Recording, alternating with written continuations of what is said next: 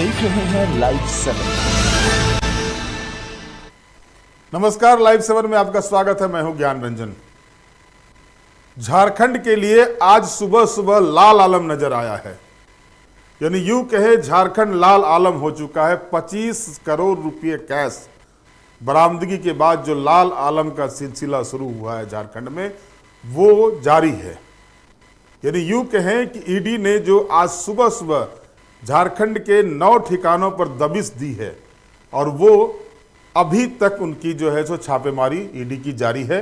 और इस बीच जो अब तक जानकारी मिल रही है, लगभग 30 करोड़ के करीब, कई ठिकानों से 30 करोड़ रुपए के करीब कैश बरामद हुए हैं ईडी को।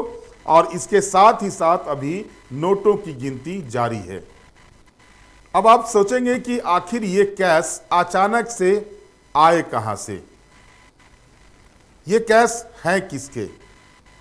पहले तो दर्शकों को ये बता दूं कि मंत्री आलमगीर आलम, जो कांग्रेस विधायक दल के नेता भी हैं, वरिष्ठ कांग्रेसी हैं, कई टर्म के विधायक हैं, मंत्री हैं, उनके पीएस संजीव लाल के नौकर जहांगीर आलम के गाड़ी खाना स्थित आवास पर, वहां पर एक अपार्टमेंट में वो रहते हैं, वहां से लगभग 25 करोड़ रुपये जो है सो बरामद किए हैं। ईडी ने कैश बरामद किए हैं 25 करोड़ रुपये।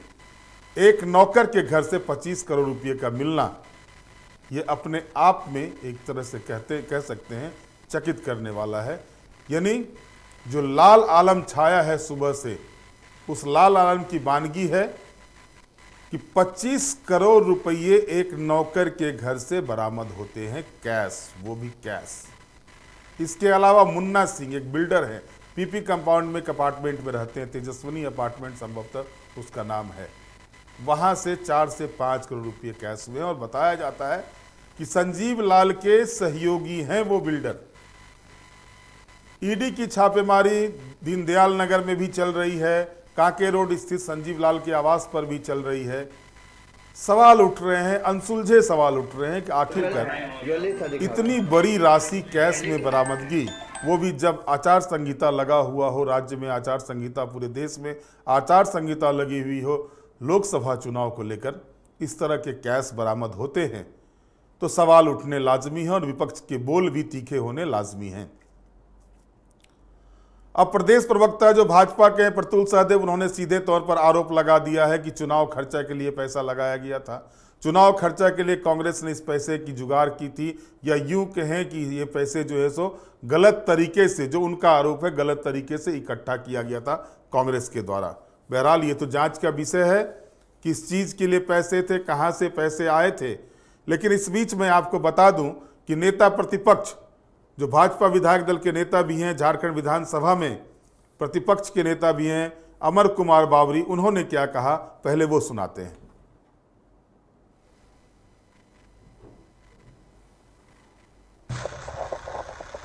आज फिर एक बार कांग्रेस के बड़े नेता और कांग्रेस विधायक दल के नेता कैबिनेट मंत्री आलमगीर आलम साहब के घर से नोटों के पहाड़ मिले हैं। कांग्रेस को नोटों से प्यार है। तिजोरियों में भर के झारखंड और झारखंडियों के खून पसीने की कमाई इन्होंने जमा करके रखी है। 4.5 साल के अंदर झारखंड को इन्होंने लूट करके एकदम लूटखंड बना दिया है।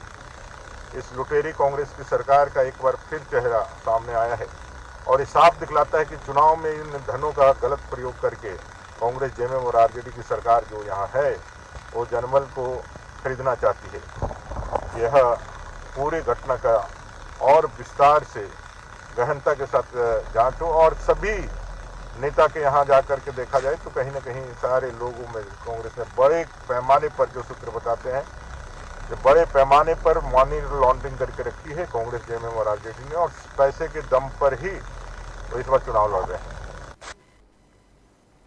जाहिर है कि आपने सुना अभी किस तरह से अमर कुमार बावरी ने जो बयान दिया है, वो उन्होंने कहा कि कई नेता, उनको आशंका है कि कांग्रेस पार्टी, आरजेडी और झारखंड मुक्ति मोर्चा के नेताओं के यहाँ छापेमारी हो तो मनी लॉन्ड्रिंग की और भी राशि निकल सकती हैं।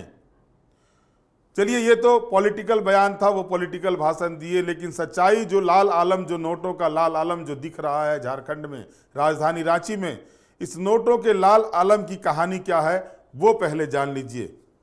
जिस विभाग में के मंत्री हैं आलमगीर आलम, वो है ग्रामीण विकास विभाग।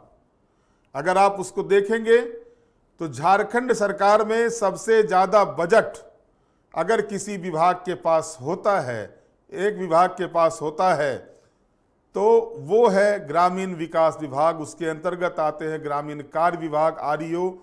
उसी के अंतर्गत जो है तो ग्रामीण क्षेत्रों में सड़कों का निर्माण होता है, सड़क बनाए जाते हैं।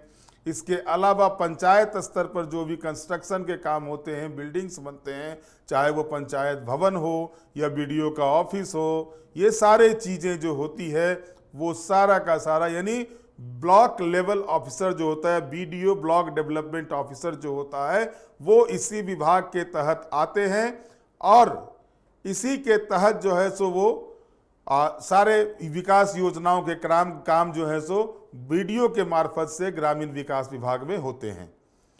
जाहिर तौर पर है कि जब ये पैसे बरामद हुए हैं, क्योंकि इससे पहले आपको याद होगा कि 2023 में जो है धीरज साहू जो राज्यसभा के सांसद हैं, निवर्तमान सांसद हैं, अभी उनका कार्यकाल अब समाप्ति हो गया है, राज्यसभा के सांसद धीरज साहू के भुवनेश्वर स्थित जो ठिकाने पर छापेमारी की गई थी, उसमें जो है 350 करोड़ से ज़्यादा के कैश बरामद हुए थे। और उस समय कांग्रेसी ताल ठोक कर ये कह रहे थे कि ये पैसे जो हैं वो उनके बिजनेस के, बड़ा व्यापारिक घराना है वो, इसलिए वो बिजनेस के पैसे हैं। वो इनकम टैक्स ने जो छापेमारी की थी धीरज साहू के यहाँ, उन्होंने उसका हिसाब किताब ब्यौरा दिया या नहीं दिया, अब तक इसका खुलासा नहीं हुआ है।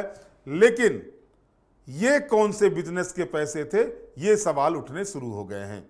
ये 25 करोड़ यानी 30 करोड़ रुपये जो दो जगहों से अब तक की जो जानकारी आ रही है कि 30 करोड़ रुपये जो आए हुए हैं, ये 30 करोड़ रुपये हैं किसके, आखिर ये पैसे आए कहाँ से हैं, इस पैसे का मालिक कौन है? क्या एक पीएस की सैलरी है इतनी कि वो 30 करोड़ रुपये 25 करोड़ रुपये अपने घर में रख सकता हो? क्या गवर्नमेंट का लॉ ये कहता है कि कोई भी व्यक्ति अपने घर में 25 करोड़ रुपये कैश रख सकता है?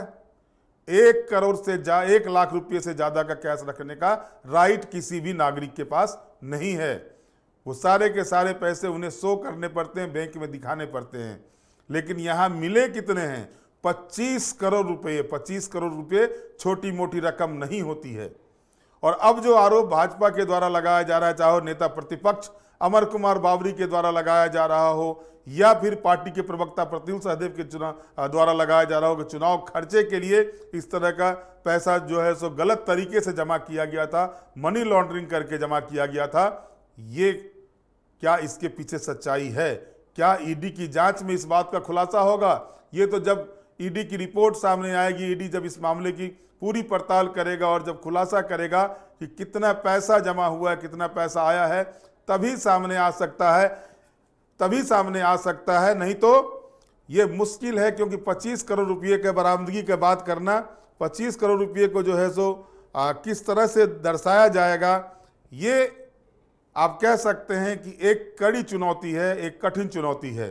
बहरहाल जो स्थिति दिख रही है झारखंड में, जिस तरह से अभी सामने आए हैं ये मामले, इसके बाद से चारों तरफ चर्चा का बाजार गर्म है। चौक चौराहे पर मुझे भी जब सुबह सुबह मैं टहल के आ रहा था, उसी समय ये जानकारी मिली थी और उस समय से जो भी लोग मिल रहे हैं सभी इसी बात की चर्चा कर रहे हैं, भाई आखिर पैसे इतने आते कहाँ से हैं, कहाँ से इतने कैश आ जाते हैं लोगों के पास, मंत्रियों के पास, मंत्री के पीए के पास, विधायकों के पास, जनप्रतिनिधियों के पास, आईएएस आईपीएस के पास कहाँ से आते हैं पैसे? आपको याद होगा कि पूर्व आईएएस अधिकारी जो थी उनको भी जब पकड़ा गया था तो उस समय भी जो है इसी तरह के बात आए थे। सुमन कुमार जो उनके सीए थे, उनके घर से 19 करोड़ रुपये कैश बरामद हुए थे और अभी तक जो है सो वो आईएएस अधिकारी लाख कोशिश कर रही है, उन्हें बेल नहीं मिल पा रहा है। और अब ये नया मामला जो आया हुआ है, संजीव लाल के नौकर के घर से एक पीएस यानी जेपीएससी किया हुआ अधिकारी, उसके पीएस के घर से 25 करोड़ रुपए की बरामदगी। 25 करोड़, माफ कीजिएगा, लाख मुंह से निकल जाता है, इतनी बड़ी राशि देखा नहीं हूं। 25 करोड़, इसलिए करोड़ बोलने में थोड़ा समय लग जाता है, लाख तक मुंह से निकल जाता है, लाख भी नहीं देख पाया हूं 25 लाख कितना होता है। लेकिन ये देख कर के 25 करोड़ का जो नोट मिलता है वो भी एक नौकर के घर से, ये कान खड़े करते हैं। ये दिखाते हैं कि झारखंड में भ्रष्टाचार किस स्तर तक व्याप्त है। अगर कोई नेता ये कहता है कि वो व्यवसायी हैं, उनके घर से 350 करोड़ रुपए मिले हुए हैं, तो वो उनके व्यवसाय के पैसे हैं और वो उसका रिटर्न फाइल करेंगे या इनकम टैक्स के समक्ष वो प्रूफ देंगे, तो समझ में आती है चलिए व्यवसाय वाला होगा तो हो सकता है। लेकिन एक नौकर के घर से, वो भी पीएस के नौकर के घर से अगर 25 करोड़ रुपए निकलते हैं तो वो सवाल तो खड़े करते और कई सवाल खड़े करते हैं।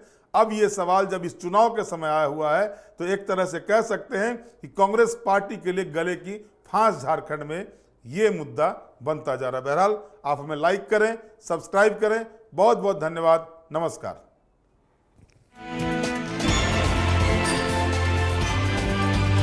आप देख रहे हैं लाइव 7।